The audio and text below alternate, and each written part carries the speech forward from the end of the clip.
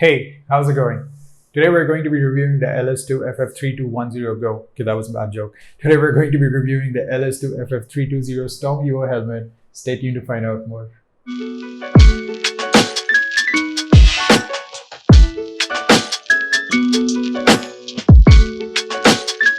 Right off the bat, it's a phenomenal looking color, but you're going to find your focus shifting from its color to its weight the moment you pick it up. If you're somebody who is used to wearing those lighter Steelboard or Vega helmets, I'm not calling out any brands, I'm saying there's all varieties of helmets out there. But if you're somebody who's used to riding a scooter or an Activa and then you pick up one of those cheaper helmets, you're going to find a huge difference because this actually starts to feel on your head once you put it on. It is a little discomforting to begin with. But the upside of it is that it just makes you feel a lot secure, more compact, more protected. I think that's a decent trade-off to have. Let's talk a bit about the features now, shall we?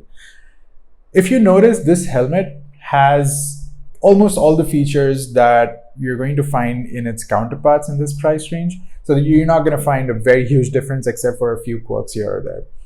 To start off with, let's just talk about the vents, the chin vent, how clicky it is and tactile it is. It is so satisfying that I want to keep doing it over and over. I own a Vega helmet that I use for my scooter.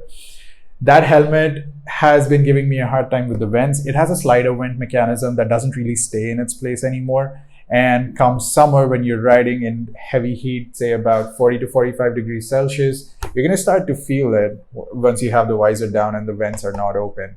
So this is something that I really appreciated, but obviously it's a premium product when compared to that helmet. So what you're paying for is what you get. To add to that, they have two vents for inflow over here at the top, and you have an exhaust vent right at the back. So overall, I think it is very aerodynamically made, very beautifully designed. It makes sure that you're not heating up inside when you're riding in any sort of weather, but especially in summers. So good job. Let's shift our attention from the top to the base of the helmet. You're going to see a couple of things here. You're going to see this, which is what you call a neck roll, and this, what you call a chin padding. This does a few things, and it does them phenomenally. To start off with, it makes sure when you have the helmet on, it makes sure that your helmet does not move around as much, because that is something you definitely do not want. Second thing is it provides some sort of comfort to your neck when you're wearing it for a long period of time.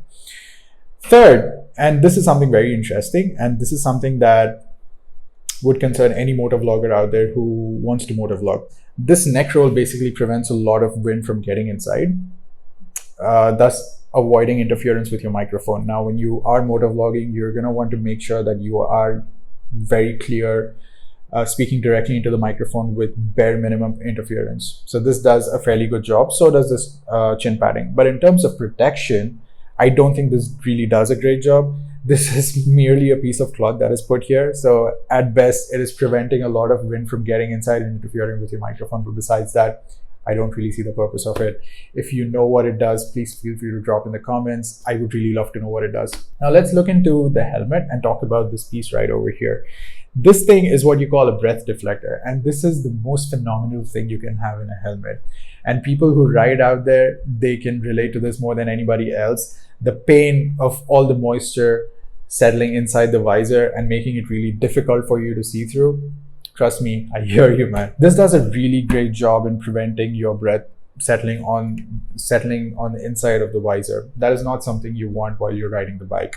And it gets really painstaking, especially when you're riding in summers with the visor closed. That is not something you want. One thing I want to call out, if you are somebody who wears glasses just as I do, it does not really do a very good job with curtailing moisture formation on your glasses. That is something you want to keep in mind. But besides that, I think it's a phenomenal piece of equipment. I feel that every helmet needs to come standard with this piece. This helmet comes with dual visors.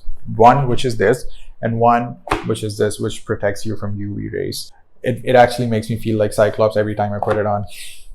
But it does a very decent job. Not the best, but fairly decent. One last thing before we discuss what could have been better in the helmet. I want to talk about this buckle mechanism over here, which is what you call a QRS, or a quick release system. What this does is essentially when you push this in, it straps on really well. But it is when you're trying to take it off, you're not going to have to struggle as much. All you have to do is pull this little piece of thread and it's just going to come off, which I think is very good. I know it's not something that you're going to fuss over, but again, I would rather have it than not have it. So something very interesting to look forward to. While I have all the pros covered, let's talk a little bit about a couple of things that could have been better in this helmet. I don't mean they're bad, and I'm presuming they're going to get better with regular wear, but I just want to put it out there anyway because this is something that I'm facing right now. First thing is the visor. It is a very good visor.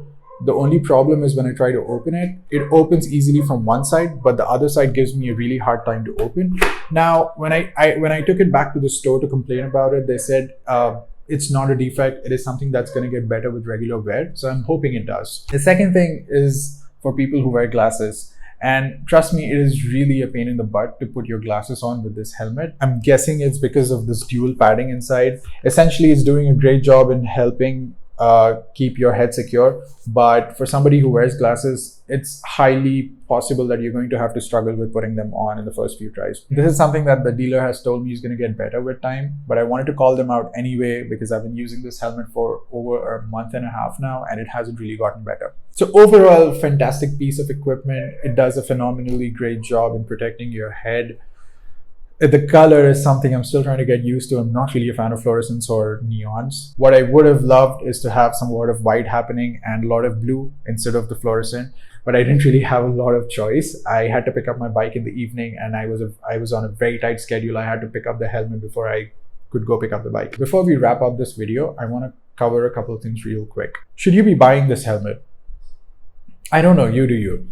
But practically speaking, let's talk about who would need this helmet, okay? If you are somebody who rides on the highway very frequently or commutes a lot going on rides, then this helmet is really perfect for you. And especially for somebody who's just starting to ride a bike, do long distance touring, pick this up. It's actually a very good deal.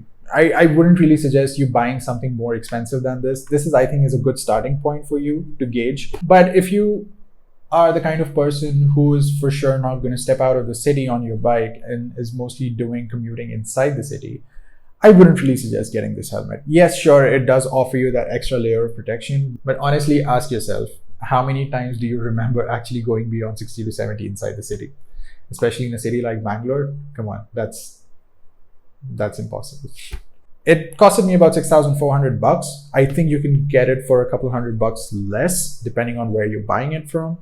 But overall, I think it's a very good deal. That's about it from my side. If there is anything that you feel needs to be asked, please feel free to shoot out in the comments. I'm going to be more than happy to help you out here. If you need suggestions with buying helmets, you can also feel free to reach out to me. That's about it from my side. Thank you so much for tuning in. This has been so amazing. Take care. See you when I see you. Bye.